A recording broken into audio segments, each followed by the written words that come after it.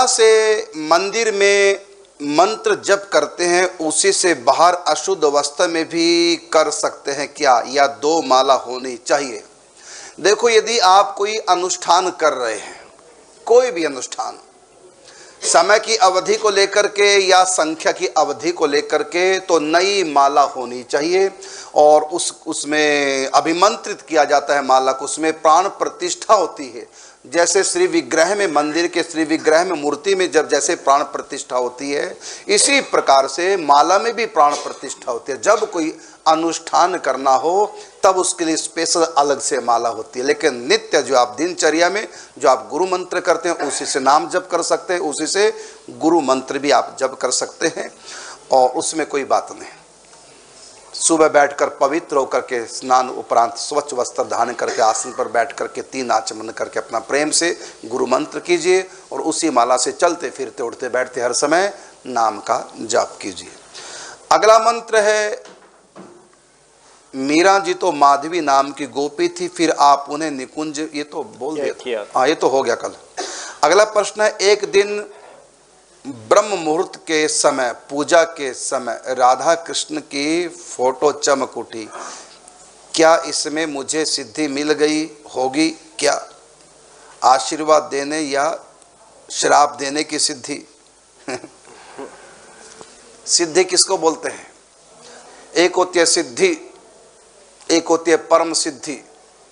सिद्धि कहते यहाँ से ब्रह्मलोक तक जितनी शक्ति हैं, कोई भी शक्ति हमको प्राप्त हो जाए उसको सिद्धि बोलते हैं। यहाँ से लेकर चाहे पितरों की सिद्धि हो, चाहे स्वर्ग की हो, चाहे जमलोक, तपलोक, महरलोक, यौगिक सिद्धियाँ हो, चाहे ब्रह्मलोक तक की सिद्धि क्यों ना हो, वो सब सिद्धियाँ ही कहलाती है।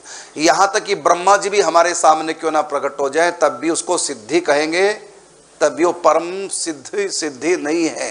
तो परम सिद्धि होती है कल्याण को कहते हैं, भगवत प्राप्ति को कहते हैं, और ये लौकिक सिद्धि है, इनके चक्कर में पड़ना नहीं चाहिए आपको।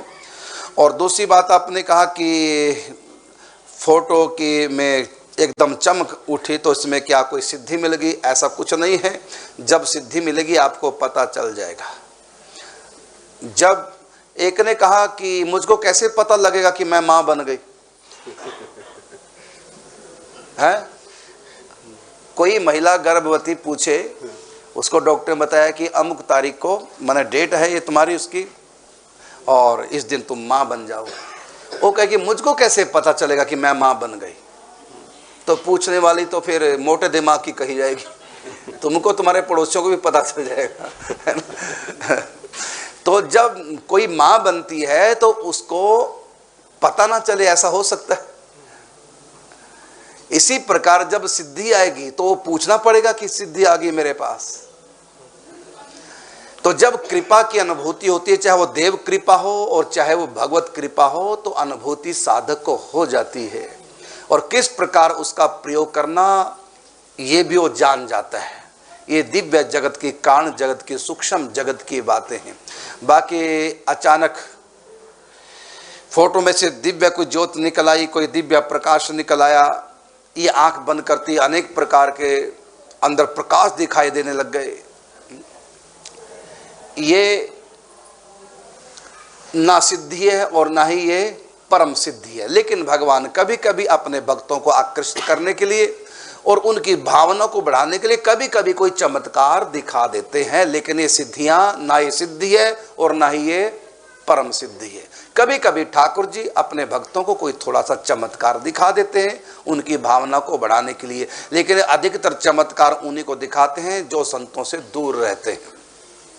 क्योंकि संत अगर नजदीक है तो भगवान संतों के माध्यम से उनकी आस्था को, भावना को बढ़ाते रहते हैं। लेकिन संत अगर दूर हैं तो उनकी भावना कहीं डावाडोल ना हो जाए, तो उनकी भावना को बढ़ाने के लिए तो भगवान ऐसा कुछ ना कुछ चमत्कार, कभी कभी अचानक दिव्य सुगंध आएगी कमरे में, एक सेकंड के लिए लगेगा कि कौन आया, लेकिन देखा तो कोई नहीं और सुगंध भी वहीं गायब हो गई।